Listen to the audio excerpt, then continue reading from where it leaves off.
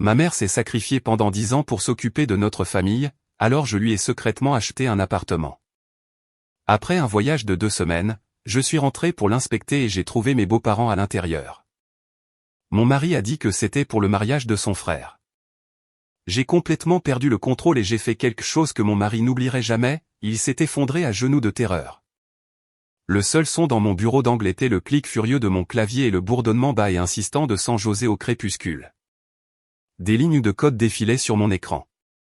Une symphonie numérique que je dirigeais. Le compte SMI était enfin, magnifiquement, sur le point d'être clôturé. Un contrat de 7 chiffres qui cimenterait la feuille de route de mon équipe pour les 2 prochaines années. Mon chef d'ingénierie, Raj, venait de partir, souriant comme un enfant le matin de Noël. Tu l'as fait, Laura. Tu les as vraiment convaincus de renoncer à leur architecture propriétaire. Je l'ai fait, l'avais-je corrigé, mais le frisson était mien. Cette victoire, comme toutes les autres, était bâtie sur des semaines de 80 heures, sur des pièces de théâtre scolaires manquées, sur une anxiété constante que j'étais à un faux pas d'être perçu comme une imposture. Une femme de 38 ans en sweat à capuche tenant les rênes d'une ligne de produits à 9 chiffres devait être 2 fois plus astucieuse, 2 fois plus préparée. Je l'étais. Mon téléphone vibra sur le bureau, brisant ma concentration. L'écran afficha « Maman ». Une lueur de chaleur. Instantanément assombrie par une culpabilité familière et rongeante. Je glissai pour répondre. « Salut, maman. » Mija. Je n'ai pas réveillé les ordinateurs, n'est-ce pas? Sa voix toujours plus légère qu'elle ne devrait l'être, étant donné le poids qu'elle portait pour moi. Non, c'est bon. Je finis juste. Quoi de neuf? Tout va bien? Ethan. Ethan est parfait. Il a mangé tous ses brocolis. Tu peux le croire? Il finit son poster scientifique sur quoi déjà? La viscosité volcanique. Bref, c'est un chef-d'œuvre. On va juste se coucher. J'entendis la fatigue dans sa voix. Celle qu'elle n'admettrait jamais. Une décennie de fatigue. 10 ans depuis le décès de mon père. 10 ans depuis qu'elle avait vendu sa petite maison à Fresno et emménagé dans notre suite d'amis à Palo Alto pour aider quand Ethan était un nouveau-né coliqueux. Et ma carrière était une fusée qui quittait enfin la rampe de lancement.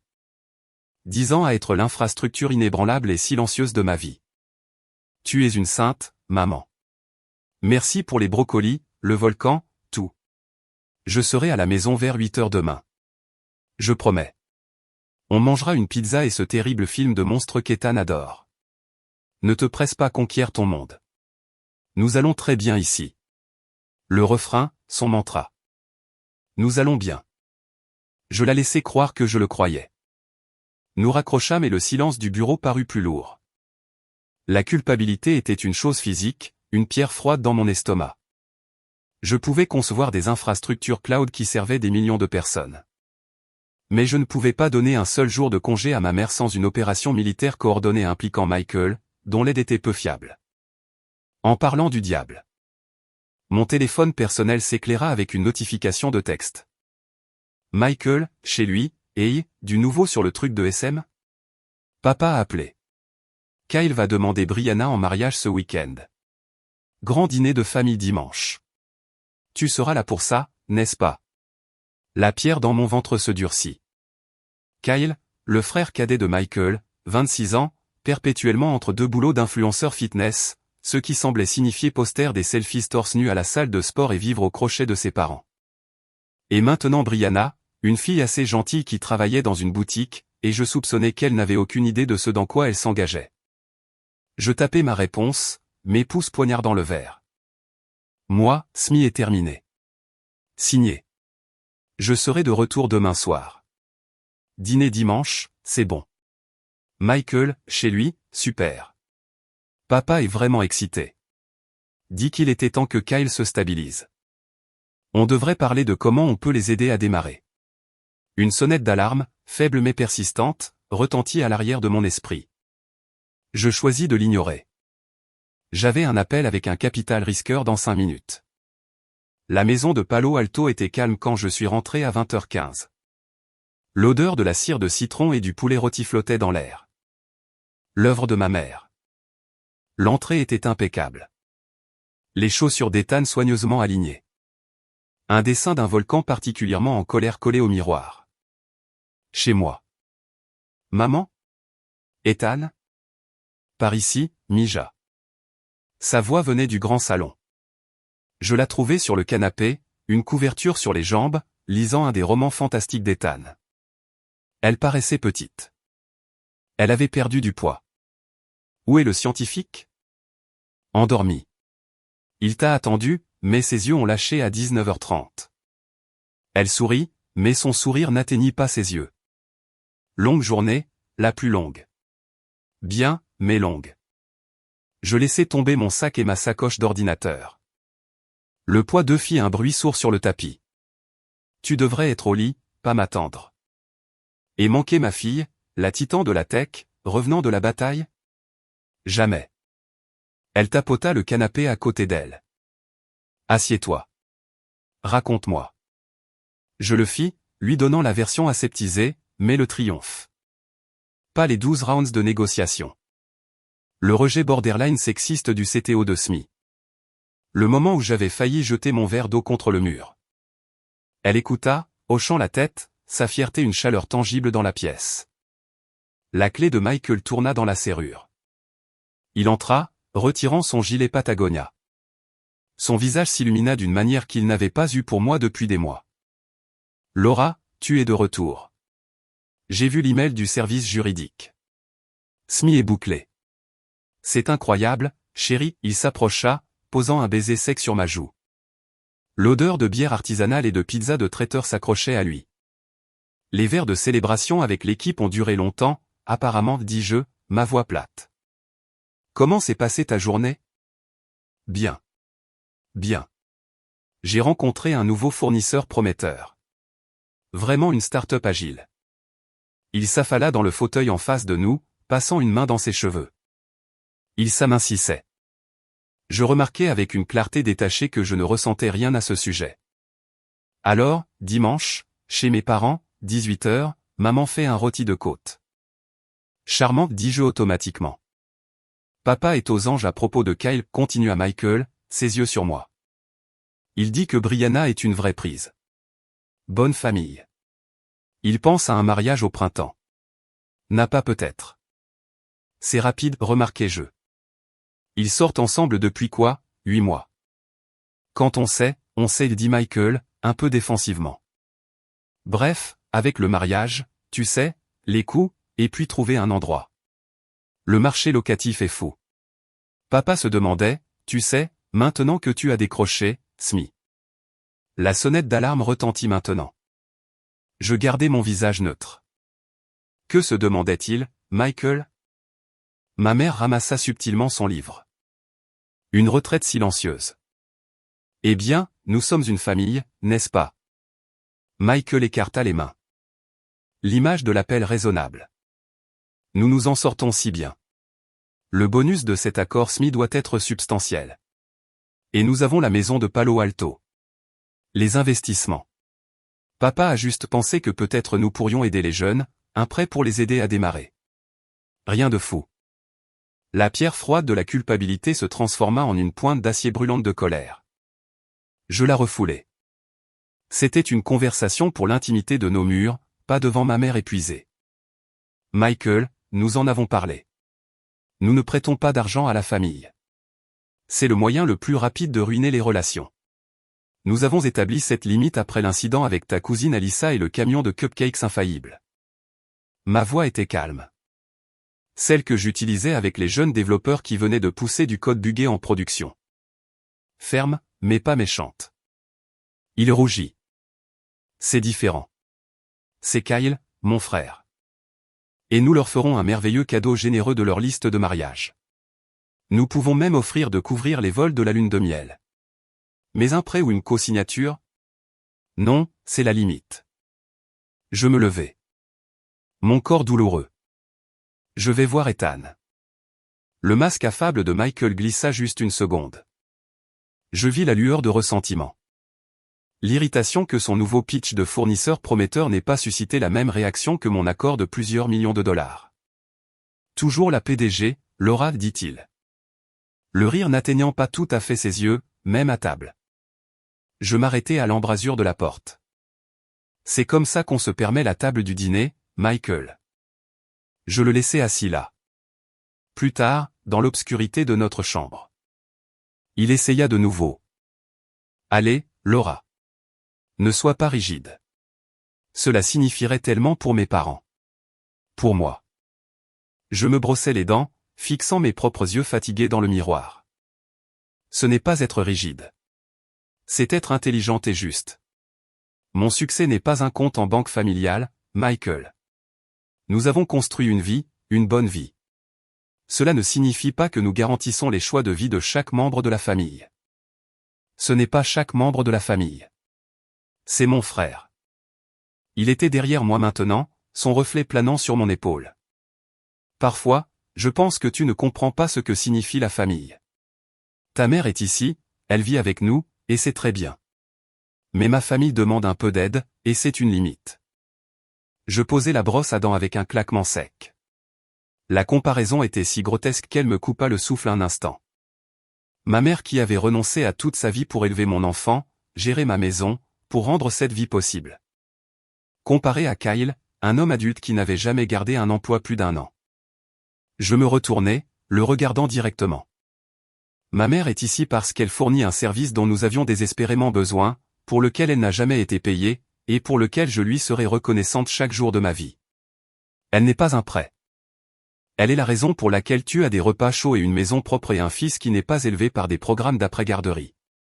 Ne jamais, dis-je. Ma voix basse est mortellement silencieuse. Ne refais jamais cette comparaison. Il recula d'un pas.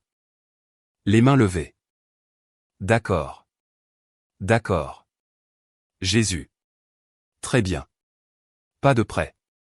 Oublie que j'ai demandé. Il se glissa dans le lit, le dos tourné vers moi. Tu es juste fatigué. Je ne dormis pas. Je restais là, fixant le plafond. Les chiffres de l'accord Smith défilaient derrière mes yeux, se transformant en un autre ensemble de chiffres. Un acompte, une hypothèque, le secret que je portais depuis 1 mois, la seule pièce de joie pure et non adultérée de ma vie. L'après-midi suivant, je dis à Michael que j'avais une réunion tardive de Product Deep Dive. Au lieu de cela, je conduisis les 15 minutes jusqu'à Menlo Park. Le complexe s'appelait le Vidian.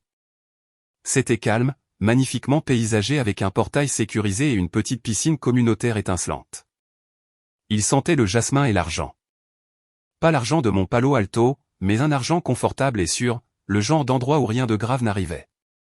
Mon agent immobilier, Chloé, une femme vive d'une 50aine d'années avec un carré blond ravageur, m'attendait au trottoir, 2 porte-clés à la main.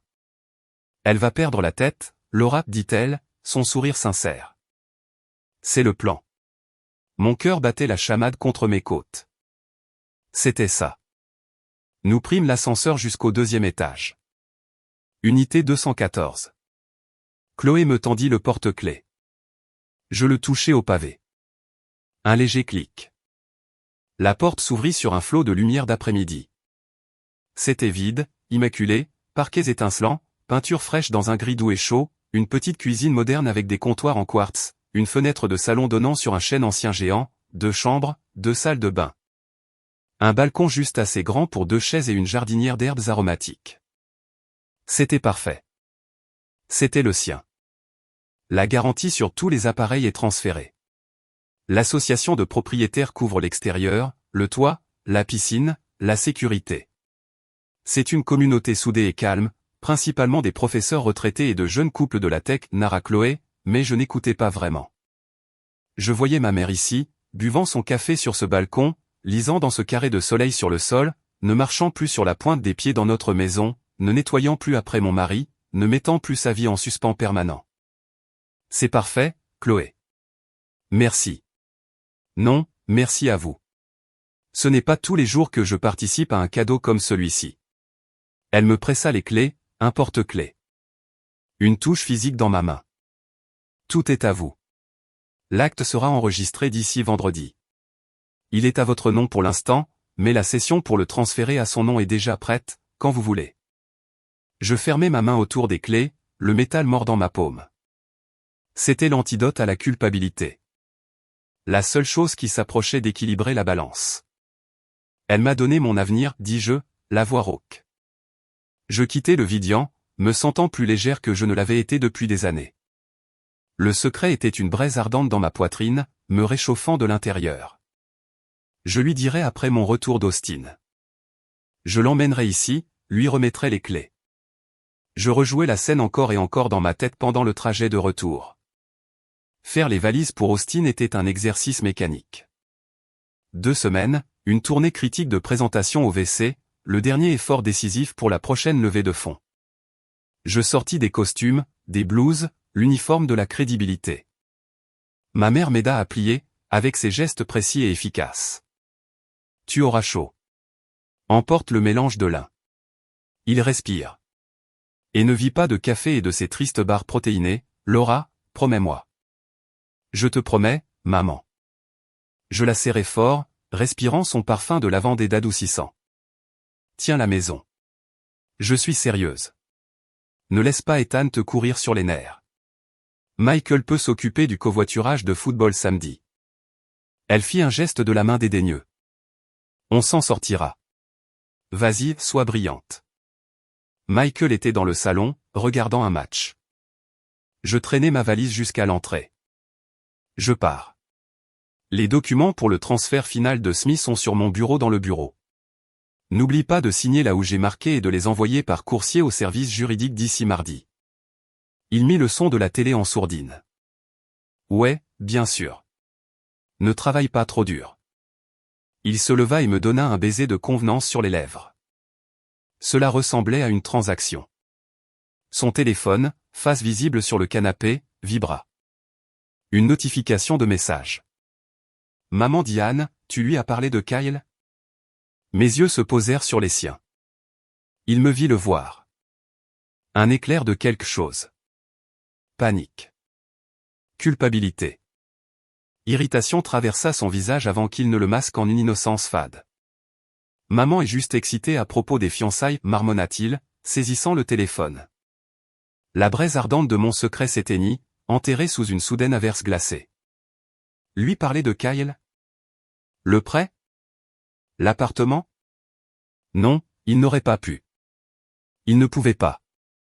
Il ne savait même pas. Mais il savait que je venais de conclure un énorme deal. Il savait que j'allais recevoir de l'argent. Et il connaissait la pression que son père pouvait exercer. Michael, dis-je, ma voix soigneusement neutre. Nous sommes clairs sur l'affaire Kyle, n'est-ce pas? Un cadeau. Pas un prêt. Crystal clear. Patronne, dit-il, l'ancien ressentiment flashant à nouveau dans ses yeux avant qu'il ne force un sourire. Bon vol. Je restai sur le porche, l'Uber au ralenti devant le trottoir. Les clés de l'unité 214e brûlaient dans mon sac à main. Le soleil de fin d'après-midi était doré, peignant notre rue chère et parfaite d'une belle lumière trompeuse, la fondation de notre vie, si solide en apparence de l'extérieur, vacillait sous mes pieds. Un subtil et terrifiant tremblement de sable. Je montai dans la voiture et ne regardai pas en arrière. Austin en février fut un choc pour le système. 20 degrés Celsius et un soleil aveuglant, un contraste saisissant avec la tension enroulée que j'avais apportée avec moi de SFO. Ma chambre d'hôtel au W était élégante et impersonnelle, un écho parfait de mon état d'esprit actuel. Je me tenais à la fenêtre, regardant la courbe paresseuse de la rivière Colorado, déroulant une liste de vérifications mentales. Pitch deck perfectionné, projections financières étanches, environnement de démonstration stable. Mon équipe était en bas au bar du hall, probablement en train de gérer une énergie nerveuse collective. J'étais ici, gérant un profond sentiment de malaise qui n'avait rien à voir avec le capital risque. C'était le regard sur le visage de Michael alors que mon Uber s'éloignait. Ce scintillement de panique rapidement masqué. Tu lui as parlé de Kyle? Mon téléphone vibra. Une alerte calendrier. Appel vidéo avec Ethan. 19h, heure du centre. Une tranche de normalité. Je pris mon ordinateur portable, lissai mes cheveux et affichai un sourire. Son visage remplit l'écran. Une lune souriante et tachetée de rousseur. Maman, devine quoi? Grand-mère m'a laissé utiliser la vraie colle pour mon volcan. Pas la colle scolaire, celle qui sent mauvais du garage. Une réalisation historique, dis-je. Mon sourire devint réel. Il est déjà en éruption? Demain. On fait le bicarbonate de soude et le vinaigre au petit déjeuner. Grand-mère a dit que c'était une exception de science de cuisine. Son visage bougea, la caméra ballottant alors qu'il me portait vraisemblablement vers la cuisine. Dis bonjour, grand-mère. Le visage de ma mère apparut, penché dans le cadre. Elle avait l'air fatiguée, plus que sa fatigue habituelle de fin de journée. C'était une profonde lassitude autour de ses yeux. Salut, Mija.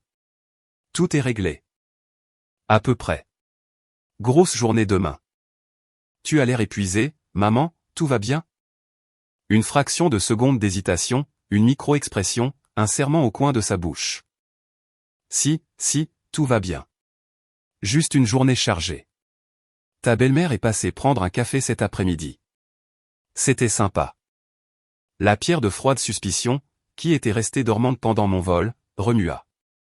Diane pour le café. Diane ne prenait pas de café.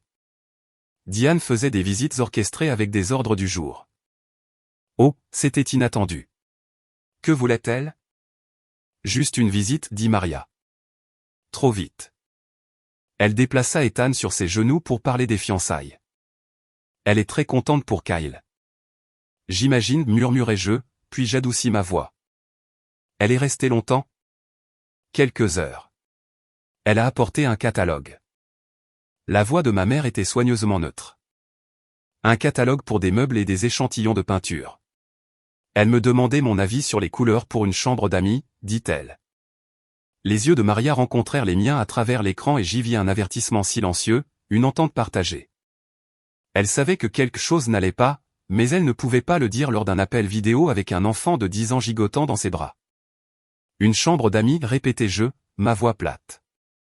Comme c'est attentionné de sa part de vous consulter. Si, attentionné. Le sourire de Maria était mince. Ethan, raconte à ta maman le but que tu as failli marquer à l'entraînement. Le sujet était clos. Ethan se lança dans un récit détaillé, et je laissai son bavardage enthousiaste m'envahir. Mon esprit s'emballait. Échantillon de peinture, catalogue de meubles pour une chambre d'amis. Dans quelle maison? La maison de Diane et Frank à San Mateo était un monument au beige des années 1990. Figé dans le temps. Il ne redécorait pas. Maman, dit Ethan, sa narration s'interrompant. Quand rentres-tu à la maison? Papa dit qu'on va faire une grande fête pour oncle Kyle bientôt. Chez nous. Avec un vendeur de tacos. Mon sang se glaça. Une fête chez nous. Ethan hocha la tête, se pixelisant légèrement alors que le Wi-Fi bégayait. Oui. Grand-mère Diane a dit qu'elle et grand-père Frank étaient ici avec oncle Kyle hier soir. Ils étaient longtemps sur mon iPad à regarder la carte. Je voulais leur montrer mon jeu, mais ils étaient tous autour d'elle. Le monde se rétrécit à l'image lumineuse et floue du visage de mon fils. Sur ton iPad à regarder une carte. Quelle carte, chérie? Il haussa les épaules, perdant déjà intérêt. Je ne sais pas. Elle était bleue et avait des petites images de maison. Il parlait d'un trajet et d'une piscine. Grand-père Frank a dit que la piscine était un bel avantage. La braise ardente de mon secret à Menlo Park se transforma en un bloc de glace carbonique dans ma poitrine. D'un froid brûlant. Une carte bleue, des petites images de maison, une piscine, un trajet. Le site web du Vidian. Le complexe avait une carte avec les plans des unités. Il mettait en évidence la piscine communautaire. C'était un trajet de 15 minutes jusqu'à la gare de Caltrain. Il ne regardait pas des échantillons de peinture pour une chambre d'amis dans leur propre maison. Il regardait l'appartement de ma mère. Mon appartement, celui dont il n'était pas censé connaître l'existence. Ethan, bébé, j'ai besoin de parler seul à grand-mère un instant. D'accord? Peux-tu aller chercher monsieur Lapinou et me montrer son nouveau pansement? D'accord. Il s'éloigna en se bousculant. La seconde où il fut hors de portée de voix. Je me penchai vers la caméra. Maman, qu'est-ce qui se passe? Son sang-froid se brisa un peu. Laura, je ne sais pas. Ils sont venus ici 3 fois cette semaine, posant des questions sur toi, sur ton travail. Diane n'arrêtait pas de dire à quel point tu étais débrouillarde, comment tu trouvais toujours une solution? Frank, il a posé des questions sur tes voyages, sur combien de temps tu serais à Austin. Cela ne ressemblait pas à une visite sociale. Ont-ils demandé si j'achetais quelque chose, une propriété? Elle secoua la tête, confuse. Non, rien de tel. Mais Mija, hier soir quand ils étaient ici avec Kyle, Michael leur montrait quelque chose sur son téléphone. Il avait l'air nerveux, coupable. Quand je suis entré dans la pièce, il l'a rapidement rangé. Les pièces, déchiquetées et laides. Nous essayons de nous assembler en une image que je refusais de voir. D'accord, écoute-moi. Ne les laisse plus entrer. S'ils viennent, tu n'es pas là. Tu es occupé. Tu as mal à la tête. Je m'en fiche. Toi et Ethan devez rester hors de leur chemin, compris? Laura, qu'est-ce qui se passe? Sa peur était palpable maintenant. Je ne sais pas encore, mais je vais le découvrir. Je t'aime. Je t'appellerai demain. Je terminai l'appel avant que ma propre peur ne m'étouffe. Je restais assise dans la chambre d'hôtel silencieuse. Le coucher de soleil d'Austin flamboyait de manière moqueuse à l'extérieur. Pense, Laura. J'ouvris mon ordinateur portable, mes doigts volants. Je me connectai à notre lecteur cloud familial partagé, un compte Dropbox que j'avais configuré il y a des années pour les documents hypothécaires, les dossiers scolaires d'Ethan, les déclarations de revenus. Michael y accédait rarement. Je naviguai vers le dossier principal, et là, il était, un nouveau document PDF téléchargé il y a 2 jours. Un document que je n'avais jamais vu, jamais créé. Le nom du fichier était inoffensif. Family-agrément-under-saf. Je cliquai pour l'ouvrir. L'entête fit s'obscurcir ma vision. Protocole d'accord. Occupation temporaire. C'était mal formaté. Clairement tapé sur un ordinateur personnel. Mes yeux parcoururent le texte. Chaque ligne un coup de marteau. Parti. Michael Drapé et Laura Sterling Drapé. Si après les propriétaires et Kyle Drapé et Brianna Connelly si après les occupants. Propriété. L'unité résidentielle située au 214 Vidian Lane, Menlo Park, Canada à terme. Une période de 18 mois à compter du 1er mars, à compter du mariage des occupants avec option de renouvellement par accord mutuel. Considération. Les occupants paieront une somme mensuelle de $1 aux propriétaires, reflétant la nature familiale de cet accord. Les occupants seront responsables de toutes les charges et frais accessoires. Objet. Fournir aux occupants une base résidentielle appropriée pour commencer leur vie conjugale. Utilisant un actif familial sous-utilisé. J'arrêtai de lire. Un rugissement de bruit blanc emplit mes oreilles. Un actif familial sous-utilisé. Il donnait l'appartement de ma mère. Mon secret. La seule chose que j'avais faite purement pour elle. Il l'avait trouvé. Il le donnait pour $1 par mois. Michael, mon mari, il devait leur avoir montré. Il devait avoir trouvé les documents, les clés, quelque chose. Ce document, c'était une fantaisie, une illusion. Il n'avait aucune valeur légale. Mais l'intention derrière était une trahison si profonde que je ne pouvais plus respirer. Mon téléphone sonna. C'était Michael. Le son était comme un cri dans la pièce silencieuse. Je répondis. Je ne parlais pas. Et, comment ça va là-bas, au pays des tacos de petit déjeuner? Sa voix était trop joyeuse, trop. Quel est le document dans la Dropbox, Michael? Ma voix était celle d'une étrangère, froide, mortellement calme. Silence, puis un rire nerveux. Oh, ça. Ce n'est rien. Papa lançait juste des idées. Tu sais comment il est. Il se prend pour un avocat parce qu'il regarde Judge Judy. Lancer des idées. Il a lancé des idées pour un document légal. Donnant une propriété qu'il ne possède pas à son fils. Une propriété qu'il ne devrait pas connaître l'existence. Mon calme se fissurait. Comment savent-ils pour l'appartement, Michael? Une autre pause. Plus longue cette fois. J'entendis le son d'une télévision en arrière-plan. Une chaîne de sport. Écoute, Laura, ce n'est pas grave. Maman m'aidait à chercher un cadeau d'anniversaire pour toi la semaine dernière. Et elle a vu le dossier de l'entreprise de titres sur le bureau du bureau. C'était un accident. Un mensonge stupide et transparent. Ma belle-mère, Diane, aidant Michael à faire du shopping pour moi. L'idée de cadeau de Diane était une bougie parfumée d'une foire paroissiale, et le dossier n'avait pas été sur le bureau. Il avait été enfermé dans mon classeur. La seule autre personne avec la clé était lui. Tu es allé dans mon classeur. Tu as pris des documents juridiques privés concernant mon bien séparé et tu les as montrés à tes parents. Je le déclarais comme un fait. Nos vies, Laura. La fausse gaieté avait disparu, remplacée par une colère défensive. Ce n'est pas seulement ton bien. Nous sommes mariés. Tout est à nous. Pas ça. Le contrat de mariage est très clair là-dessus, Michael. Comme le fait que je l'ai acheté avec les revenus de mes actions Hippo, qui sont des biens propres. Tu le sais, tu as signé les papiers. Je pris une respiration tremblante. Pourquoi ferais-tu ça? Sa voix baissa, suppliante maintenant. Parce que c'est de la famille, Laura. Kyle est désespéré. Les parents de Brianna sont des idiots à ce sujet, disant qu'ils n'aideront pas tant qu'il n'aura pas un endroit stable où vivre. Cela résout tout. Ta mère n'en a pas besoin tout de suite. Elle est heureuse avec nous. C'est juste là, vide, à gaspiller de l'argent. Nous pouvons aider mon frère et ça ne nous coûte rien. Ça ne nous coûte rien. Les mots résonnaient dans l'espace vide où ma confiance était autrefois. Cela coûte à ma mère sa sécurité. Cela me coûte ma promesse envers elle. Cela nous coûte, Michael, notre mariage, parce que je ne permettrai jamais, jamais ça. Ne sois pas si dramatique, claqua-t-il. Le ton suppliant avait disparu, remplacé par une colère pétulante que je connaissais bien. C'est temporaire.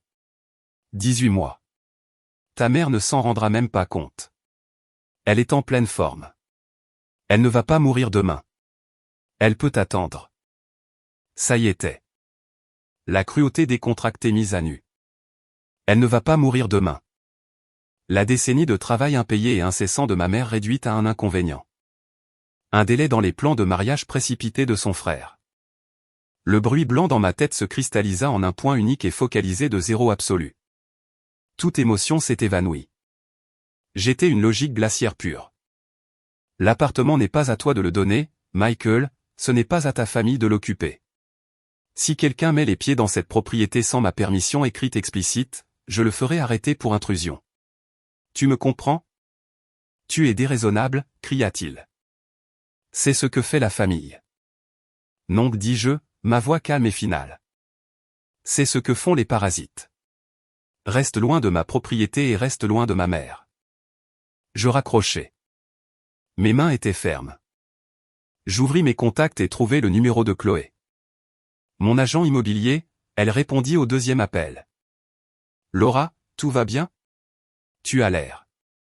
Chloé, j'ai besoin que tu écoutes très attentivement.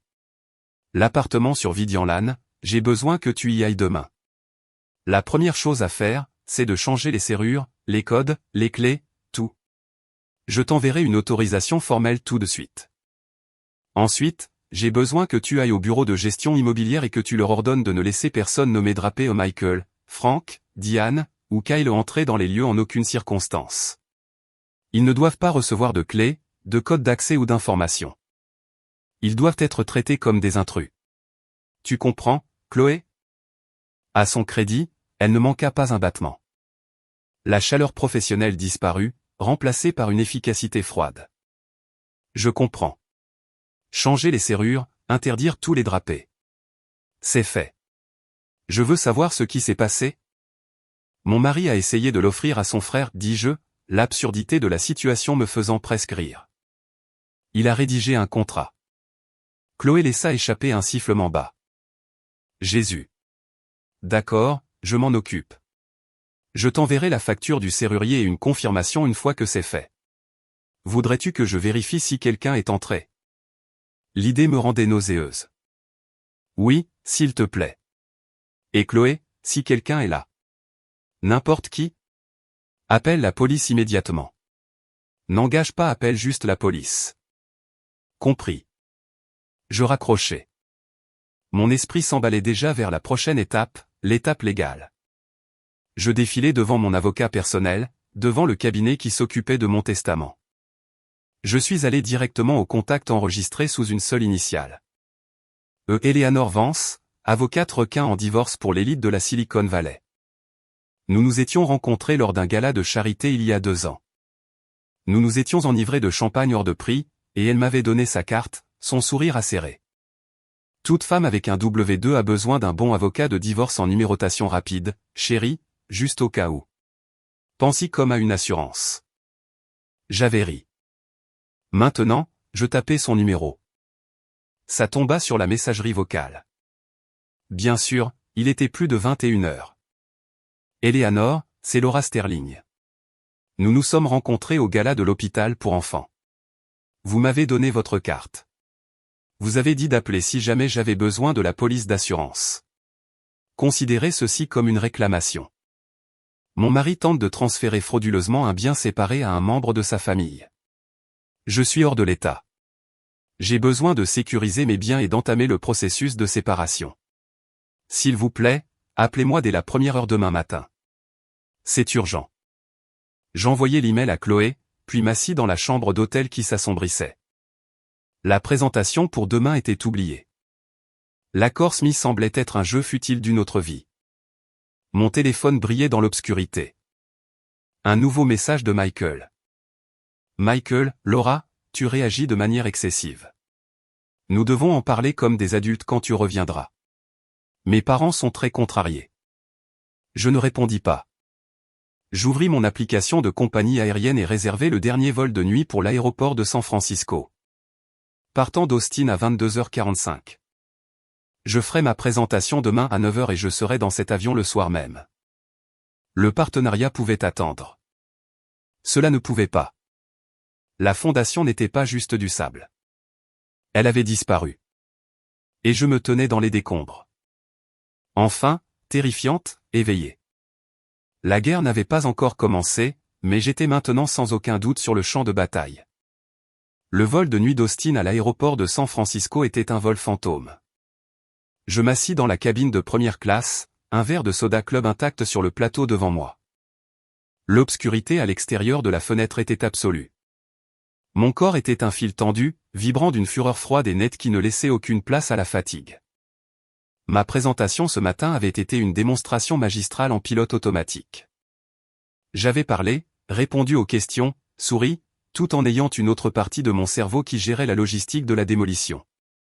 Le partenariat SMI était sécurisé.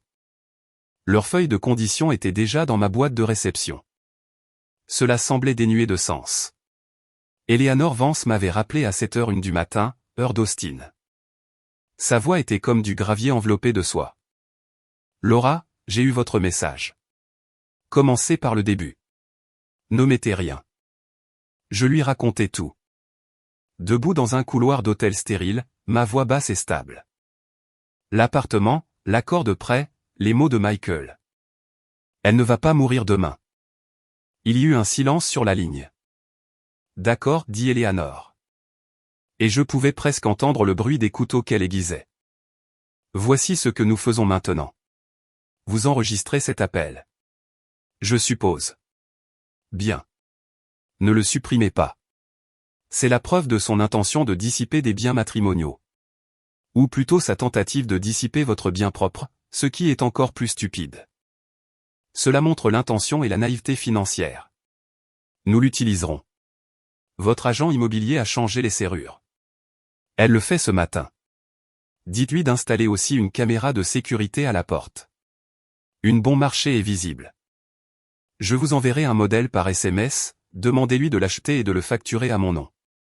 Nous voulons un moyen de dissuasion, et nous voulons des preuves s'il tente d'entrer par effraction. Maintenant, la chose la plus importante, vous ne devez pas vous engager dans une altercation physique. Comprenez-vous? Vous êtes une femme seule.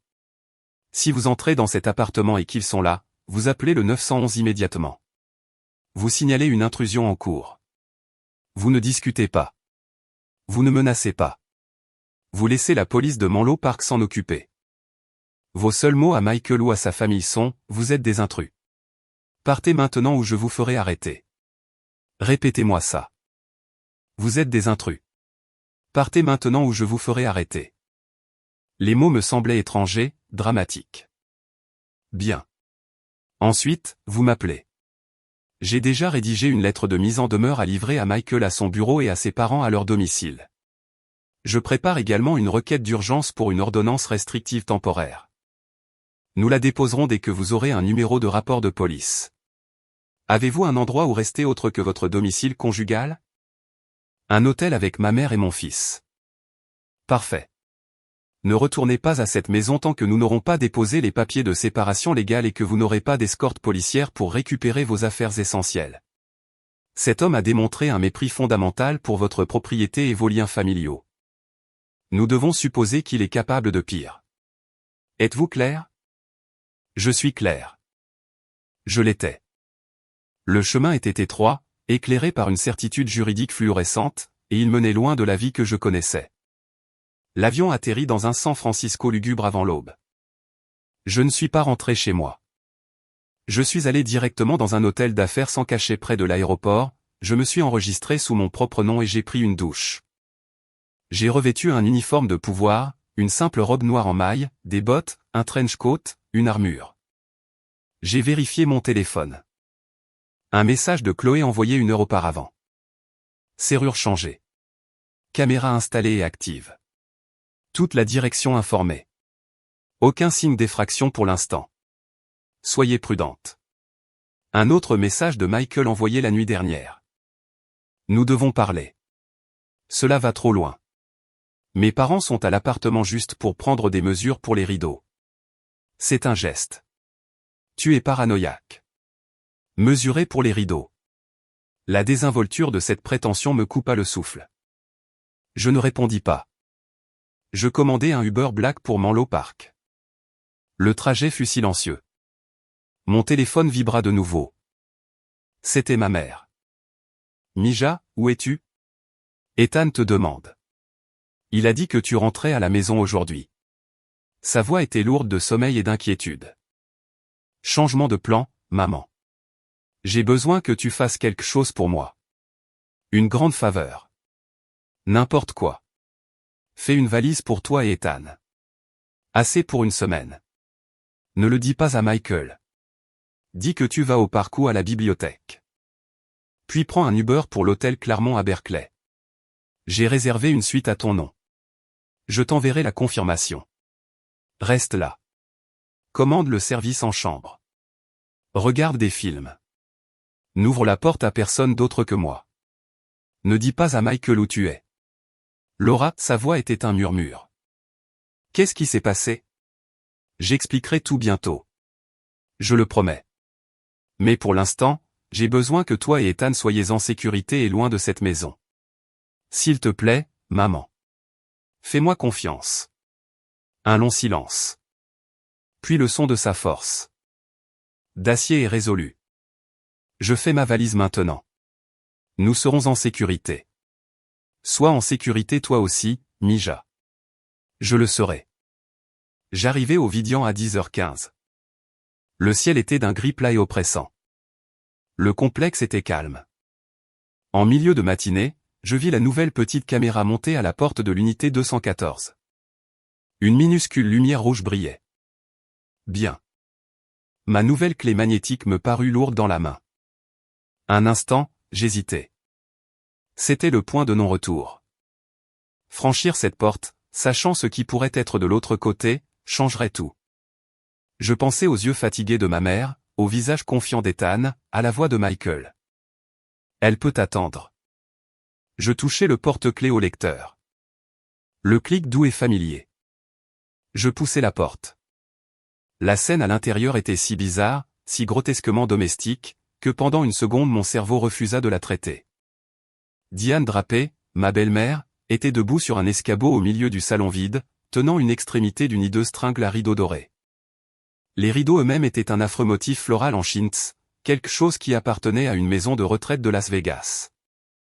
Frank Drapé, mon beau-père, était à genoux, luttant avec une perceuse électrique, tentant de monter un support dans le mur impeccable, un mur que j'avais payé. Et dans le coin le plus éloigné, près de la porte coulissante du balcon, se trouvaient Kyle et une jeune femme blonde que je présumais être Brianna. Il se tenait la main, regardant la vue, montrant du doigt comme s'il choisissait des meubles. La pièce sentait la peinture fraîche et leur parfum de pharmacie bon marché. Ils se figèrent tous. Un tableau grotesque. Diane me vit en premier.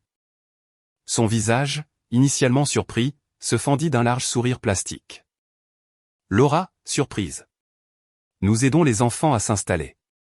Michael a dit que tout était arrangé. Nous voulions que ce soit un bel accueil pour eux. Mes yeux parcoururent la pièce. Un tapis roulé était appuyé contre le mur.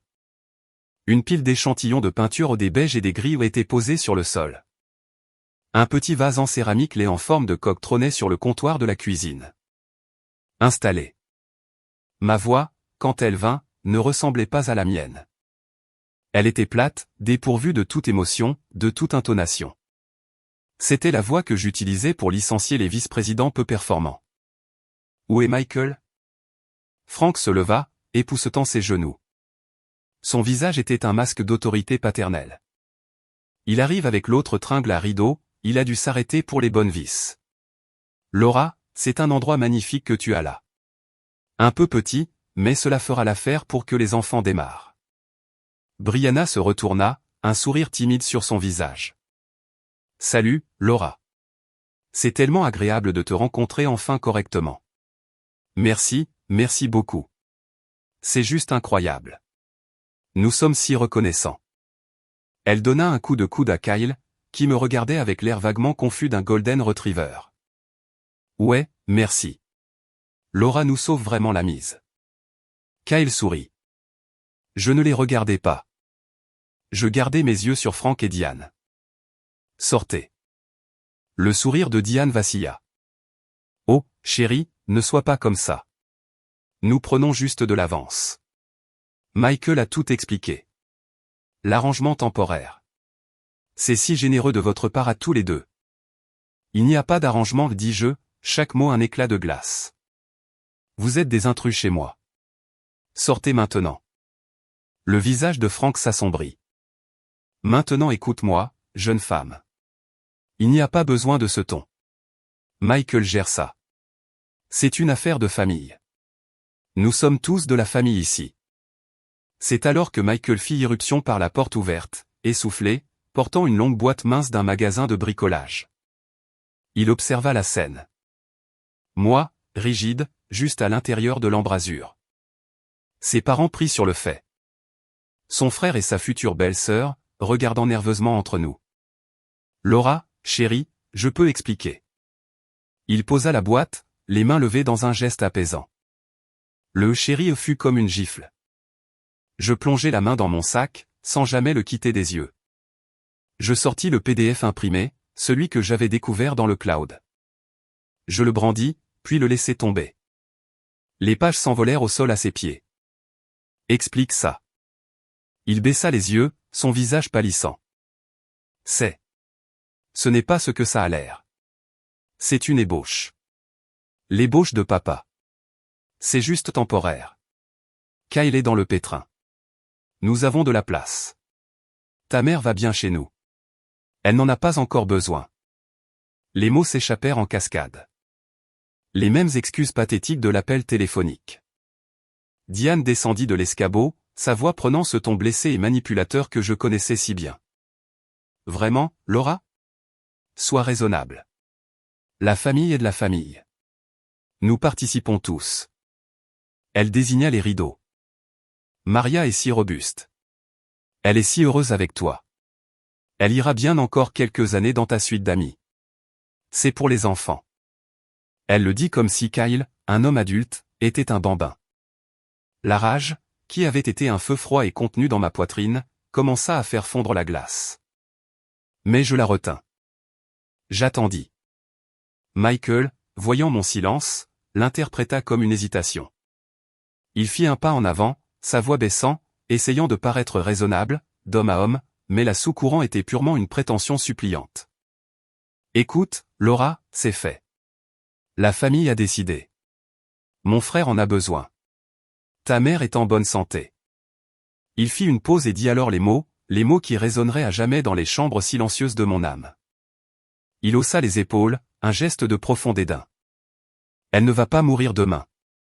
Elle peut attendre. Ça y était.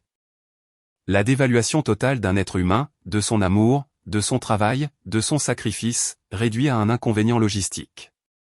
Elle peut attendre. La dernière trace de tout ce que j'avais jamais ressenti pour cet homme. Pitié, affection résiduelle, histoire partagée. C'est brisé. Je n'ai pas crié. Je n'ai pas pleuré. J'ai senti mes lèvres se courber en un sourire. Ce n'était pas un sourire agréable. C'était le sourire sombre et sans joie d'un prédateur enfin déchaîné. J'ai plongé la main dans la poche de mon manteau et en ai sorti mon téléphone. J'ai ouvert l'application dictaphone, qui enregistrait depuis que j'avais quitté l'Uber. Je l'ai brandi, le voyant rouge d'enregistrement face à lui. Répète ça, Michael, dis-je, ma voix dangereusement calme. Pour le compte rendu, dis que le sacrifice de ma mère ne signifie rien. Dis que sa maison t'appartient pour la donner. Dis qu'elle ne va pas mourir demain. Dis-le. Son visage passa de pâle à cendre. Qu'est-ce que tu fais? Arrête ça. Tu m'enregistres? Il se jeta sur le téléphone. Je fis un pas rapide en arrière. Hors de sa portée. Je documente une intrusion et une tentative de vol de ma propriété séparée. Vous êtes tous enregistrés. Je regardais Diane, Frank, le jeune couple inconscient. Vous tous. Frank laissa tomber la perceuse. Elle heurta le parquet avec un bruit sourd. Toi, petite garce malhonnête. Donne-moi ce téléphone. Non, dis-je. Puis je fis ce qu'Eleanor Vance m'avait dit de faire. Je ne m'engageais pas. Je portais le téléphone à mon oreille. Mon pouce déjà suspendu au-dessus de l'écran d'appel. Je composais le 911. Le son de la tonalité dans l'appartement silencieux était assourdissant. Qu'est-ce que tu fais? Hurla Diane. J'appelle la police, dis-je, ma voix maintenant claire, forte et parfaitement calme pour le répartiteur qui allait répondre, pour signaler un cambriolage et une occupation illégale de ma propriété privée. L'opérateur du 911 décrocha. 911, quelle est votre urgence? Oui. Bonjour. Je suis au 214 Vidian Lane, Menlo Park, unité 214. Je suis la propriétaire du bien. Je viens d'arriver pour trouver 4 personnes à l'intérieur de ma maison qui ne sont pas des locataires, qui n'ont pas de bail et qui n'ont aucune permission d'être ici. Ils sont en train de s'introduire illégalement. L'un d'eux est mon mari qui semble leur avoir fourni un accès non autorisé. Je suis seul ici et je me sens menacé. Je voudrais qu'il soit retiré immédiatement. Je donnais mon nom à l'opérateur. Je confirmais l'adresse. J'entendais Frank beugler en arrière-plan. C'est ma belle-fille. C'est un malentendu familial. Michael resta figé, la bouche bée, les yeux écarquillés d'horreur. Il le voyait. L'embarras social, le rapport de police, la fin de l'image soigneusement construite qu'il présentait au monde. La femme de tech à succès, la belle maison, la vie parfaite. Tout s'évaporait sous ses yeux et c'était de sa faute. L'opérateur me dit que des agents étaient en route et de rester en ligne. Diane pleurait maintenant, de sales sanglots haletants. Tu détruis cette famille après tout ce que nous avons fait pour toi. Nous t'avons accueilli. Nous t'avons traité comme une fille. Vous avez traité ma mère comme une servante, dis-je froidement, le téléphone toujours à mon oreille, et vous me traitez comme un distributeur automatique. La banque est fermée. Au loin, le hurlement faible mais reconnaissable des sirènes coupe à l'air du matin. Le son sembla briser quelque chose en Kyle. Mec, qu'est-ce que tu fous? Tu as dit que c'était bon. Tu as dit qu'elle était d'accord. Tais-toi, Kyle, siffla Michael, retrouvant enfin sa voix. Elle était étranglée par la panique. Il me regarda et la colère fondit en une terreur pure et déchirante. Les sirènes étaient juste dehors maintenant. Des lumières rouges et bleues clignotaient à travers les fenêtres nues, peignant les rideaux laids de teintes surréalistes. Et puis Michael Drapé fit la seule chose que je n'aurais jamais pu imaginer. L'acte final humiliant de reddition. Ses jambes semblèrent lâcher, non pas dans un évanouissement, mais dans un effondrement délibéré et désespéré. Il tomba en avant, atterrissant durement sur ses genoux sur le parquet nu. Il ne s'agenouilla pas seulement. Il se prosterna. Il joignit les mains comme en prière, son visage un masque de terreur abjecte. Laura, s'il te plaît. Je te supplie. Pense à Ethan. Pense à nous. Que diront les gens? Mon travail. S'il te plaît, pour l'amour de Dieu, ne me fais pas ça. Je suis ton mari. Je le regardais. L'homme avec qui j'avais partagé un lit, un enfant, une vie, pendant plus d'une décennie. Il était un étranger pitoyable et agenouillé essayant d'éviter les répercussions de sa propre trahison. J'entendis des pas lourds dans le couloir, un coup sec à la porte ouverte. Je reculai, loin de ses mains agrippantes, mon mouvement net et final. Je me tournai vers les 2 officiers de police de Menlo Park en uniforme, debout dans l'embrasure de la porte. Leur visage professionnellement neutre observant la scène. La femme âgée en pleurs, l'homme âgé furieux avec une perceuse, le jeune couple confus, l'homme prostré sur le sol, et moi, droite, au centre de tout, téléphone à la main. Ma voix, quand je leur parlais, était claire, calme et portait l'autorité absolue et inattaquable de la vérité et de la propriété. Officier, merci d'être venu. Je suis Laura Sterling. Ceci est ma propriété. Le titre est à mon nom seul. Ces individus sont des intrus. Ils n'ont pas de bail, aucune permission d'être ici. Je veux qu'ils soient expulsés immédiatement. Je fis une pause, puis désignai l'homme toujours agenouillé sur le sol. Et cet homme, dis-je, les mots tombant comme des pierres, n'est plus le bienvenu ici non plus. Je regardais les officiers entrer dans la pièce, Frank s'agitait, Diane gémir, Kyle bégayait des explications qui ne menaient nulle part. Je regardais une jeune policière, doucement mais fermement, prendre Michael par le coude et l'aider à se relever. Les yeux de Michael rencontrèrent les miens alors qu'on le conduisait dehors. Ils étaient vides, brisés. Je ne ressentis rien. La guerre était finie. J'avais gagné la première bataille décisive, et je n'avais pas tiré un seul coup qu'ils auraient pu voir. J'avais simplement appelé les autorités pour les envahisseurs dans ma maison. Alors que le dernier d'entre eux, Diane, sanglotant toujours à propos de son pauvre garçon, était escorté, l'une des officières, une femme d'expérience, me tendit une carte. Le numéro de rapport est au dos. Madame, vous voudrez peut-être envisager une ordonnance restrictive. Compte tenu de la relation familiale, l'homme qui était à genoux. Mon mari, bientôt ex-mari, dis-je. Les mots me semblaient vrais et justes en les prononçant. Elle acquiesça d'un petit signe de tête compréhensif. Changer ses serrures. Déjà fait, dis-je. Je fermai la porte sur l'espace vide et violet. L'horrible tringle à rideaux gisait sur le sol. Le vase en forme de coque souriait du comptoir. Je m'en approchai, le pris, et sans cérémonie, le jetai dans la poubelle métallique vide près de la porte. La céramique se brisa avec un fracas profondément satisfaisant. Puis je sortis mon téléphone. J'ouvris le contact d'Eleanor Vance. Je lui envoyai 2 mots, c'est fait.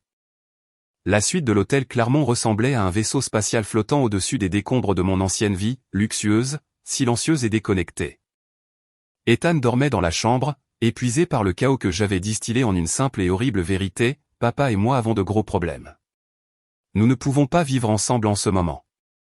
Le pourquoi viendrait plus tard, par morceaux qu'il pourrait digérer. Ma mère, Maria, était assise en face de moi sur le canapé, les mains serrées sur ses genoux. La police avait pris nos dépositions à l'appartement.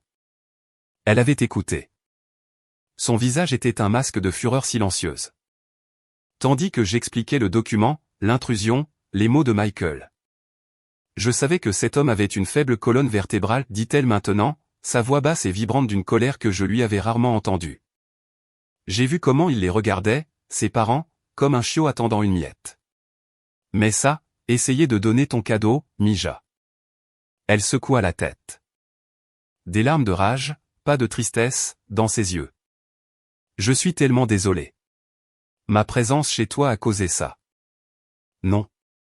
Je m'agenouillai devant elle, prenant ses mains. Elles étaient froides.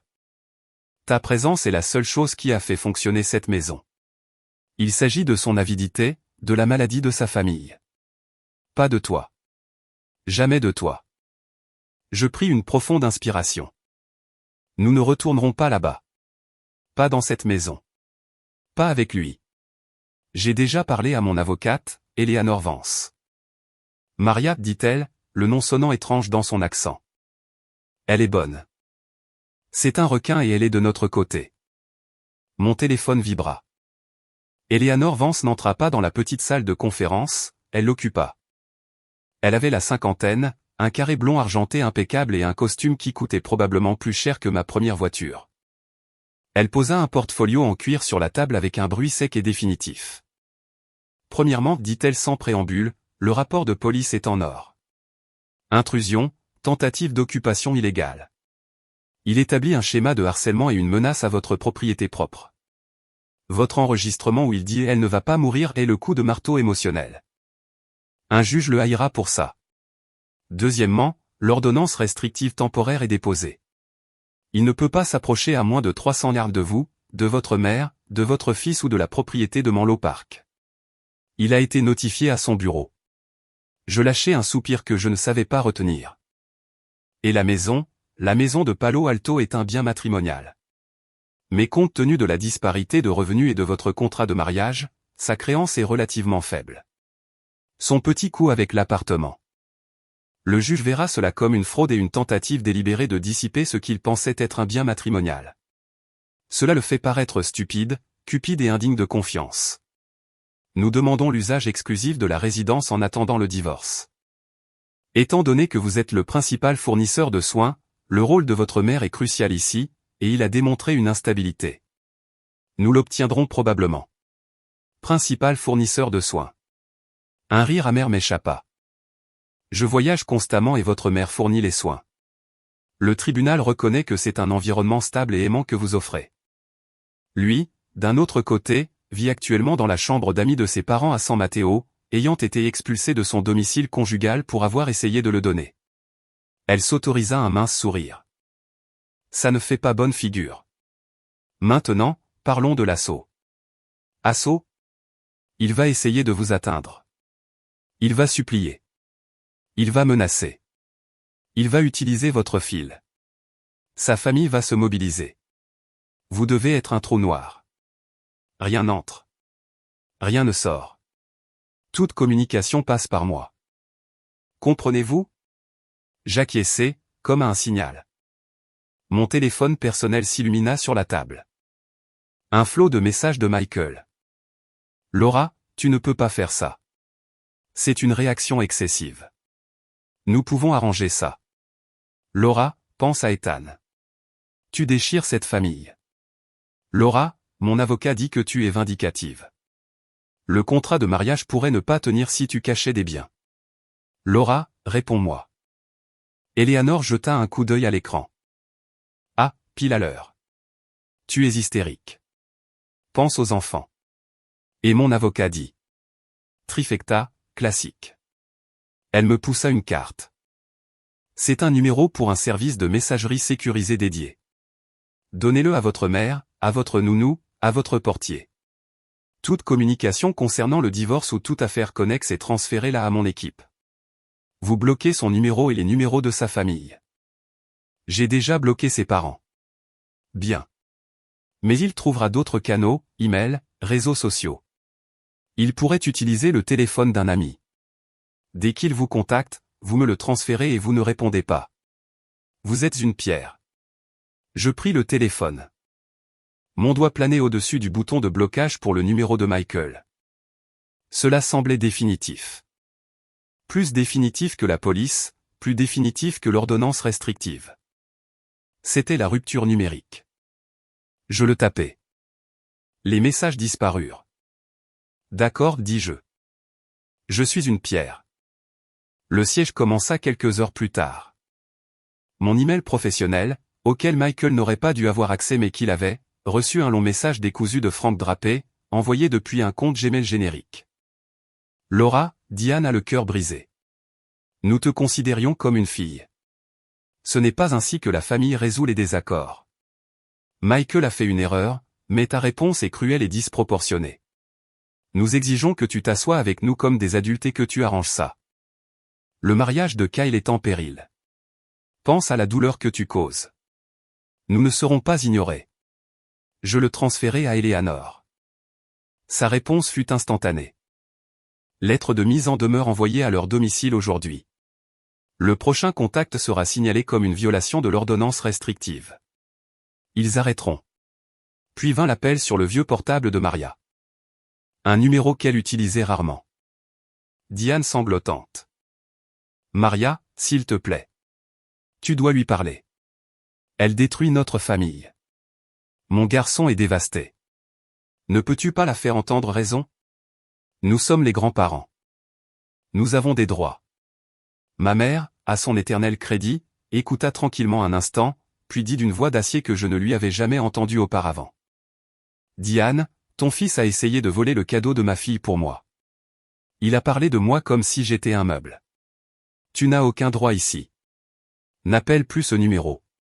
Elle raccrocha et bloqua le numéro. La plus brutale des escarmouches eut lieu sur le parking de Whole Foods. 3 jours plus tard, j'avais emmené Ethan pour une gâterie, un moment de normalité. Nous étions en train de charger des sacs dans le coffre de ma SUV de location lorsqu'une berline familière s'arrêta en grinçant juste à côté de nous.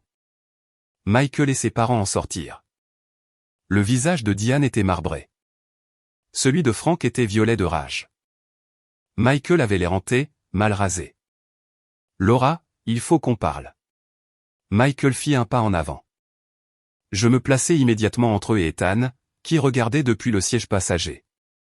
Vous êtes en violation d'une ordonnance restrictive, Michael, vous devez partir. Maintenant. C'est mon fils dans cette voiture, cria-t-il en montrant du doigt. Tu ne peux pas me séparer de mon fils. Notre temps de garde ordonné par le tribunal est samedi à 10 heures. Nous sommes mercredi. Vous me harcelez. Partez ou j'appelle la police. J'avais déjà mon téléphone sorti. J'enregistrais. Ma voix était plate. Comme Eleanor m'avait entraîné. Pas d'émotion, juste des faits.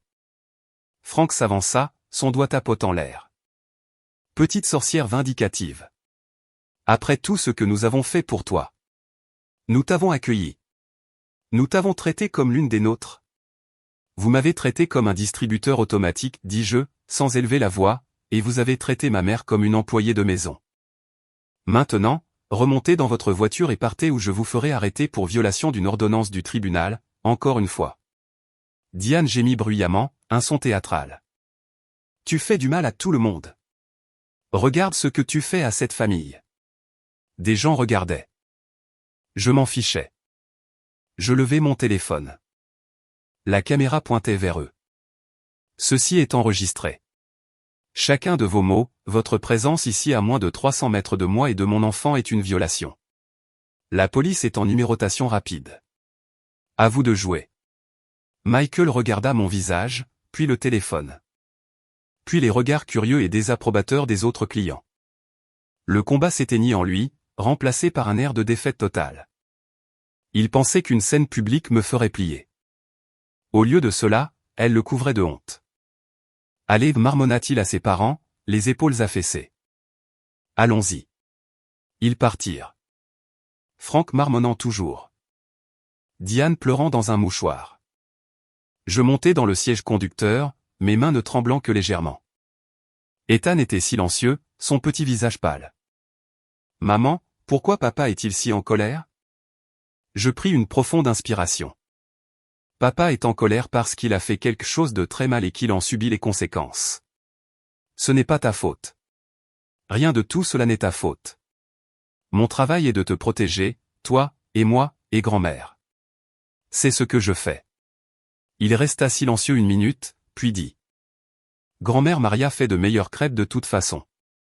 Un rire sec et surpris m'échappa. Oui, dis-je, les larmes me montant aux yeux pour la première fois. Une semaine plus tard, nous déménageâmes. Non pas pour retourner à la maison de Palo Alto, qui restait vide et froide.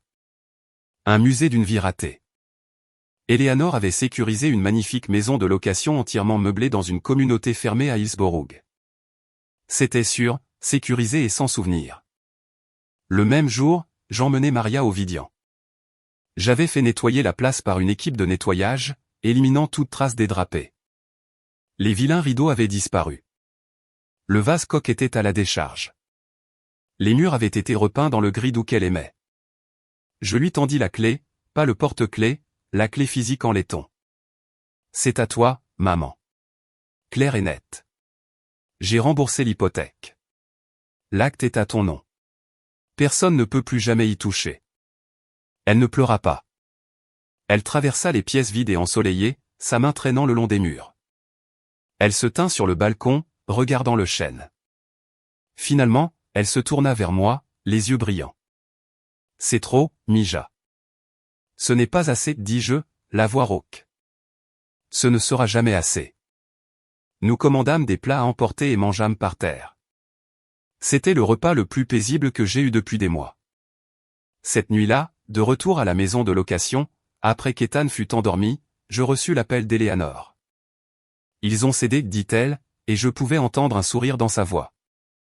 L'avocat de Michael vient d'appeler. Ils accepteront le règlement. Il conserve son 401K, sa voiture, un petit versement en espèces pour racheter sa part minimale dans la maison, une pension alimentaire pour l'époux pendant 24 mois au niveau statutaire minimum. Un calendrier de garde standard tous les 2 week-ends, une nuit en semaine. Il agite le drapeau blanc. Il veut que ce soit fini. Je regardais par la fenêtre la rue sombre et tranquille. Pas de drame familial drapé. Pas de ressentiment latent. Juste la paix. Dis-lui que je le verrai au tribunal pour l'audience finale, dis-je. Je veux qu'un juge prononce la fin. Je veux que ce soit enregistré. C'est ma fille, dit Eleanor. Je fixerai la date. Je terminai l'appel. Le soulagement fut une vague physique si puissante qu'elle me fit plier les genoux. Je m'effondrai sur une chaise. C'était presque fini. Mon téléphone vibra de nouveau. Un nouvel email. L'adresse de l'expéditeur était un fouillis de lettres. La ligne d'objet était un seul mot. Je ne l'ouvris pas. Je le transférai simplement au serveur sécurisé d'Eleanor. La guerre n'était pas finie, mais je venais de gagner une bataille majeure. Et pour la première fois, j'étais celle qui était en position fortifiée, regardant les assiégeants depuis un mur qu'ils ne pouvaient pas escalader. Le tribunal de la famille du comté de Santa Clara était un monument à la misère humaine. Vêtu de linoléum beige et de lumière fluorescente, j'étais assise à côté d'Eleanor Vance à la table du pétitionnaire. Mon dos droit comme un i dans une simple robe bleu marine Alexander Wong mon armure. Michael était assis à 6 mètres de distance avec son avocat, un homme à l'air las nommé Alan, dont le costume brillait au coude.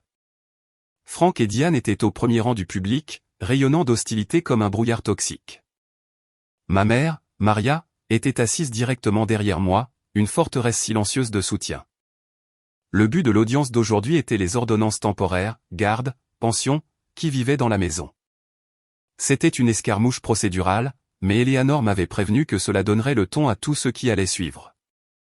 Souvenez-vous, avait-elle dit dans le couloir quelques minutes auparavant, vous êtes le parent stable, fiable, le pourvoyeur. Il est la partie instable qui a tenté la fraude. Laissez les faits parler. Votre seul travail est de paraître l'adulte de la situation. La juge Henderson, une femme d'une 60aine d'années aux yeux vifs et aux cheveux gris sans fioriture, prit place sur le banc.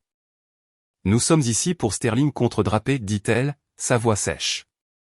Demande du pétitionnaire pour l'usage exclusif temporaire de la résidence conjugale, la garde physique principale, et la pension alimentaire temporaire pour l'enfant et l'époux. Le répondant s'y oppose. Avocat, vous pouvez commencer. Alan se leva, s'éclaircissant la gorge. Votre honneur, mon client, monsieur Drapé, est un père dévoué qui a été soudainement et cruellement exclu de son domicile et de la vie de son fils. La pétitionnaire, Madame Sterling, a utilisé ses considérables ressources financières pour transformer un simple malentendu conjugal en une guerre juridique. C'est une bourreau de travail, voyageant fréquemment, qui a historiquement dépendu de sa propre mère pour les soins quotidiens de l'enfant. Mon client a été un père présent et impliqué. Cette demande d'usage exclusif du domicile et de garde principale est punitive, et non dans l'intérêt supérieur de l'enfant. Je gardai mon visage masqué par le calme, bourreau de travail, le vieux poignard de genre, poli et prêt. Eleanor se leva, ne prenant pas la peine de s'approcher du podium. Elle se tourna juste légèrement vers la juge. L'image de la confiance décontractée. Votre honneur, avec tout le respect que je dois à mon collègue, il ne s'agit pas d'un malentendu. Il s'agit d'un schéma de tromperie et d'un profond manque de jugement. Ma cliente est la principale pourvoyeuse de soins de l'enfant, soutenue par sa mère, Madame Maria Flore, qui a vécu avec la famille pendant une décennie, offrant un environnement familial stable, aimant et cohérent à un arrangement qui a permis aux deux parents de travailler. Le répondant, cependant, a récemment démontré une instabilité. Elle saisit une télécommande. Un écran s'alluma. L'instabilité du répondant est mieux prouvée par sa récente tentative de donner illégalement la propriété propre de ma cliente, le cadeau de retraite pour sa mère, à son frère. Je soumets la pièce à du pétitionnaire, un document rédigé par le père du répondant intitulé « Protocole d'accord transférant la propriété pour $1 par mois ». Allan était debout. Objection. Pertinence. Il s'agit d'une question domestique, pas d'un litige de propriété. Cela concerne le jugement et le caractère, votre honneur, dit Eleanor en douceur. Et la volonté du répondant de déraciner l'environnement de vie de l'enfant sur un coup de tête. Objection rejetée, dit la juge Henderson, les yeux sur le document. Je l'autorise. Continuez. Merci. Le répondant a été confronté par ma cliente à la propriété. Sa justification pour cet acte tenté. Eleanor appuya sur un bouton de la télécommande au point et mieux entendu dans ses propres mots. Les minuscules haut-parleurs de la salle d'audience crépitèrent. Ma propre voix froide et claire, répète ça, Michael. Pour le compte rendu, dit que le sacrifice de ma mère ne signifie rien. Une pause. Puis la voix de Michael, pétulante, dismissive, résonnant dans la chambre silencieuse, elle ne va pas mourir demain. Elle peut attendre. Un souffle coupant et fort vint du public. Diane. Je ne me retournai pas. Je gardai les yeux sur la juge. Les lèvres de la juge Henderson se serrèrent en une fine ligne blanche. Ses yeux passèrent à Michael, qui s'était recroquevillé sur sa chaise, le visage dans les mains. Eleanor laissa le silence planer pendant 3 longues secondes avant d'éteindre l'enregistrement. Ceci, votre honneur, est la vision du répondant de la femme qui a élevé son enfant, entretenu son foyer et rendu possible son style de vie, une femme dont il était prêt à sacrifier la sécurité pour la commodité de son frère. C'est le jugement qu'il apporte à l'éducation des enfants. Pendant ce temps, ma cliente vient de conclure un partenariat majeur pour son entreprise, assurant une stabilité financière continue. Elle ne cherche qu'à maintenir le foyer stable et principal que son fils a toujours connu. Libérée de l'influence chaotique d'un parent qui considère le sacrifice familial avec un tel mépris ahurissant. Allan tenta de se reprendre. Votre honneur, une conversation privée sortie de son contexte. Le contexte l'interrompit la juge Henderson, sa voix comme de la glace. Et qu'il tentait de disposer d'une propriété qui ne lui appartenait pas et qu'il l'a justifiée en écartant avec désinvolture le bien-être de la principale personne s'occupant de l'enfant. J'en ai assez entendu. Elle ajusta ses lunettes. Les ordonnances temporaires sont les suivantes. Le pétitionnaire obtient l'usage exclusif de la résidence conjugale à Palo Alto. Le répondant aura un droit de visite tous les 2 week-ends, du vendredi 18h au dimanche 18h, et une nuit le mercredi. Compte tenu du rôle de la pétitionnaire en tant que principal soutien de famille et de la récente démonstration de jugement altéré du répondant, la pension alimentaire temporaire pour l'enfant est fixée au minimum légal. Une pension alimentaire pour l'époux est accordée au répondant pour 24 mois. Également au niveau statutaire minimum, compte tenu de la courte durée du mariage, de l'existence de la disparité de revenus et de la preuve claire de l'inconduite financière distincte du répondant. Elle claqua son marteau. Affaire suivante. C'était terminé en 15 minutes. Tandis que nous nous levions, je jetai enfin un coup d'œil en arrière. Michael avait l'air anéanti. Frank lançait des regards furieux. Diane pleurait silencieusement dans un mouchoir. Leur fantasme d'une bataille prolongée où ils pourraient me faire passer pour une hystérique venait de s'évaporer. La loi et la décence humaine la plus élémentaire n'étaient pas de leur côté. Eleanor me serra le bras. Je vous l'avais dit, un coup de marteau. Maintenant, ramenons-vous et votre famille à la maison. La victoire au tribunal fut un catalyseur. De retour au bureau, la victoire de Smith s'était transformée en promotion. Le PDG, un homme pragmatique nommé David, m'appela dans son bureau d'angle avec la vue que je convoitais. Laura, ce que vous avez accompli avec SM au milieu d'eux. Tout, c'est remarquable. Nous créons un nouveau poste de VP du développement produit. C'est le vôtre. Un siège à l'équipe de direction, un rapport direct à moi, et le package de rémunération qui va avec.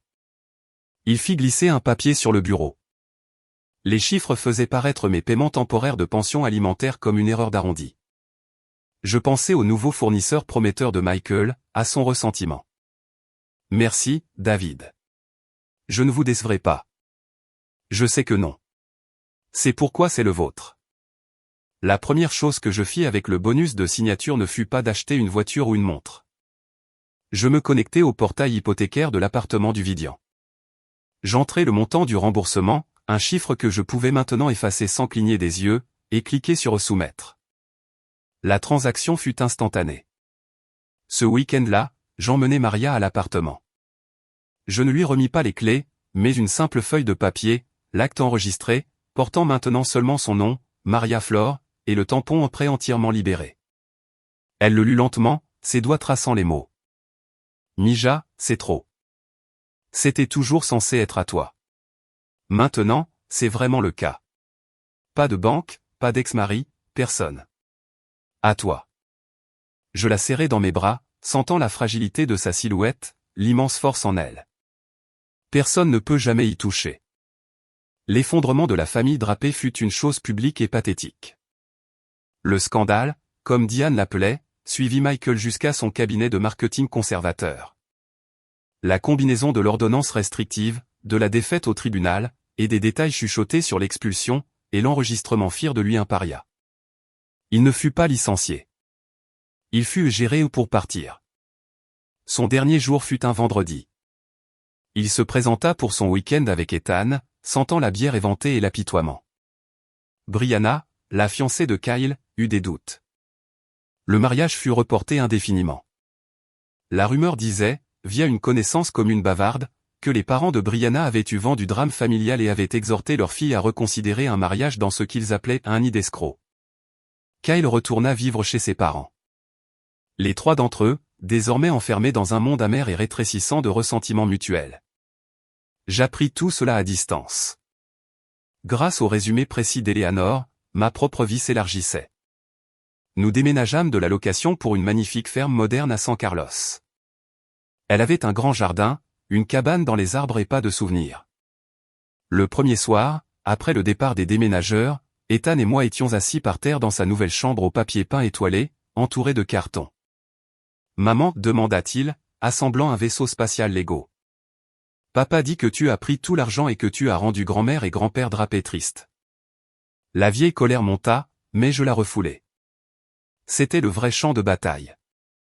Je posai le livre que j'étais en train de ranger. Viens ici, mon chou. Il se rapprocha. Ethan, les adultes disent parfois des choses très blessantes quand ils ont peur ou quand ils ont fait quelque chose de mal.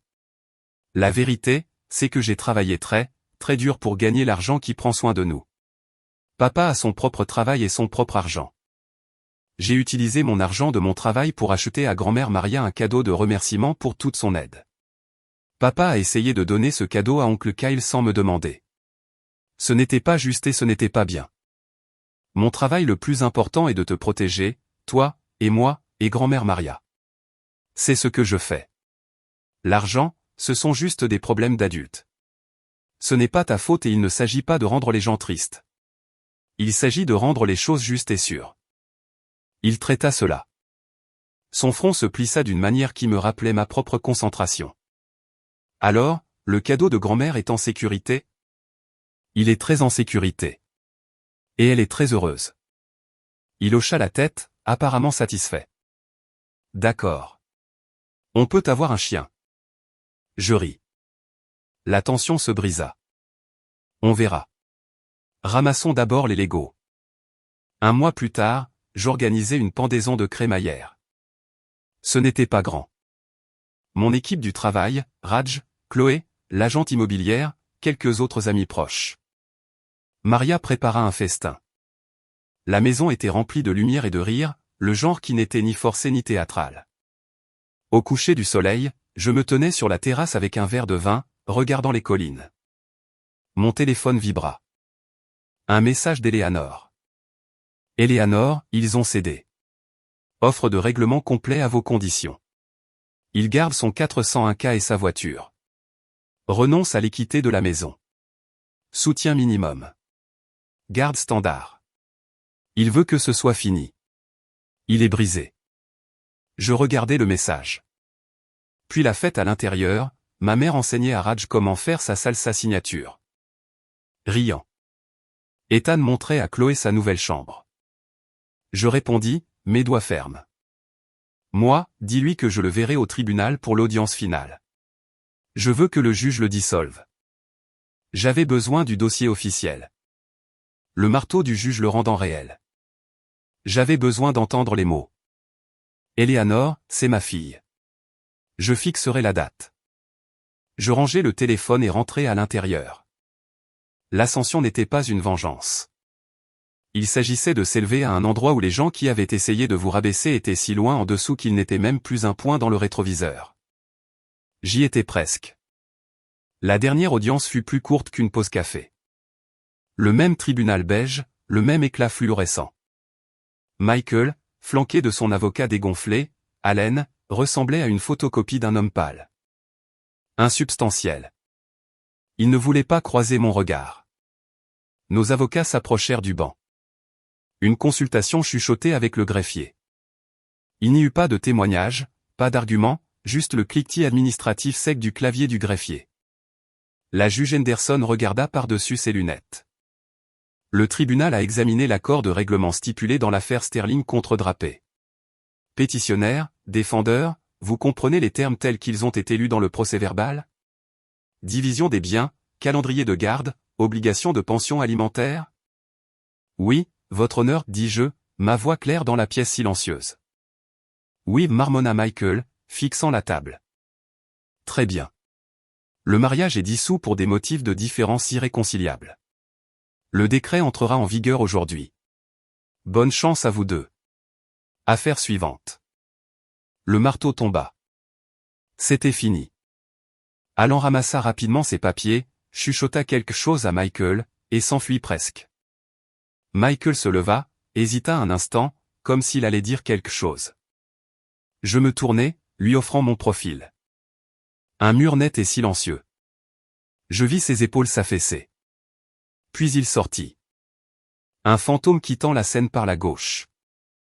Je ne ressentis rien. Aucun triomphe, aucune tristesse, juste un vaste espace vide là où une erreur de 10 ans avait été. Maintenant nettoyé et prêt pour une nouvelle construction. Eleanor me toucha le bras. C'est fait. Il est une ligne sur votre déclaration de revenus pour 2 ans de plus et ensuite il n'est plus rien. Vous êtes libre. Merci, Eleanor. Ne me remerciez pas. Vous avez fait le plus dur. Vous êtes entré ici avec les preuves et le courage. J'ai juste déposé les documents. Elle me donna un rare sourire sincère. Allez construire votre empire, Laura. La soirée de lancement de Vautech n'a pas eu lieu dans une salle de conférence stérile. J'avais loué tout le dernier étage vitré d'une galerie de Soma. Les lumières de San Francisco scintillaient comme un circuit imprimé renversé en contrebas. La pièce bourdonnait d'une énergie différente de celle de mes anciens événements d'entreprise. Plus de femmes, plus de visages diversifiés, un bourdonnement d'excitation tangible. Il y avait des fondateurs, des ingénieurs, des investisseurs, mais aussi des organisateurs communautaires, des conseillers financiers, des journalistes méjeans. Je me tenais au bord de la foule, observant. Ma mère, Maria, tenait la cour près des canapés, resplendissante dans une simple robe vert émeraude. Elle racontait à un groupe d'ingénieurs attentifs son immigration avec 2 valises et un diplôme d'infirmière. Comment elle avait économisé ses premiers $1000. Ce n'est pas juste le chiffre, disait-elle, c'est le plancher sous vos pieds. La chose que personne ne peut vous prendre. Ma fille, dit-elle, croisant mon regard à travers la pièce, le sien brillant de fierté. Elle construit des planchers pour vous tous. Ma cofondatrice, Serena, une ancienne capitale risqueur brillante et féroce que j'avais débauchée, s'approcha de moi, serrant une coupe de champagne. L'article de TechCrunch est en ligne. Il nous appelle la fintech fiduciaire la plus convaincante à émerger de l'usine à femmes et mères de la Vallée. Je prends, souris-je. L'usine à femmes et mères. Je suppose que c'est nous. Absolument. Nous mettons en œuvre les leçons qu'elles ont apprises à la dure. Maintenant, prépare-toi. C'est l'heure. Elle se dirigea vers la petite scène. Tapant le micro. La foule se calma. Merci à tous d'être venus. Nous sommes ici ce soir pour célébrer plus qu'une nouvelle application ou une nouvelle levée de fonds. Nous sommes ici pour lancer un nouveau standard. Ma cofondatrice, Laura Sterling, vous dira ce que cela signifie. Les applaudissements furent chaleureux, expectatifs. Je m'avançai vers le pupitre, les lumières de la ville m'encadrant. Je n'avais pas besoin de notes. On dit dans la Silicon Valley qu'il faut une idée géniale, commençai-je, ma voix calme, portant loin. Ma première idée géniale fut de croire que je pouvais réussir ici. J'ai obtenu le diplôme. J'ai passé des heures brutales. J'ai appris à coder, à diriger, à présenter. J'ai coché toutes les cases. Je fis une pause, laissant la pièce se pencher. Ma deuxième idée géniale était plus discrète. C'était de croire les gens qui me disaient que mon succès n'était pas vraiment le mien. Qu'il était une ressource partagée pour quiconque avait une revendication sur ma vie. Que mon ambition était égoïste, mais que leurs droits étaient des valeurs familiales. Un murmure de reconnaissance parcourut la pièce. J'ai appris la différence entre ceux qui vous aident à construire vos fondations, continuez-je, et ceux qui veulent juste emménager dans le Penthouse et se plaindre de la vue. Un rire, vif et complice. Vowtech ne vise pas à devenir riche rapidement. Il s'agit de s'assurer pour de bon. Il s'agit de construire ce plancher inébranlable dont ma mère parlait. Ce sont des outils juridiques, de la planification financière, de la protection des actifs, toutes ces choses peu sexy mais vitales qui sont souvent ignorées jusqu'à ce qu'il soit trop tard. Nous ne gérons pas seulement votre argent. Nous vous aidons à fortifier votre vie. Je regardais directement la section des médias, les caméras. Alors, à chaque femme à qui on a dit qu'elle était trop ambitieuse, trop prudente, trop rigide avec ses limites, ceci est pour vous. Votre fondation est la vôtre à construire, et nous sommes là pour être votre boîte à outils. Les applaudissements furent tonitruants. Tandis que je descendais, des mains me tendaient, des voix offrant des félicitations. Mais je traversais la foule avec un seul but jusqu'à ce que je trouve Maria. Je la serrai fort, l'odeur de son parfum coupant à travers le champagne et l'ambition. Tu étais incroyable, maman. Non, Mija, murmura-t-elle à mon oreille. Tu l'étais. Tu as pris la chose difficile et tu en as fait quelque chose de bien pour tout le monde. Je n'ai jamais été aussi fier. Plus tard, alors que la fête se terminait, mon téléphone vibra. Une notification, non d'une personne, mais d'une application. La liste annuelle de TechCrunch. Je l'ouvris, défilant là. Niché parmi le battage médiatique habituel, se trouvait un titre. Vowtech nommé l'une des startups les plus prometteuses à suivre.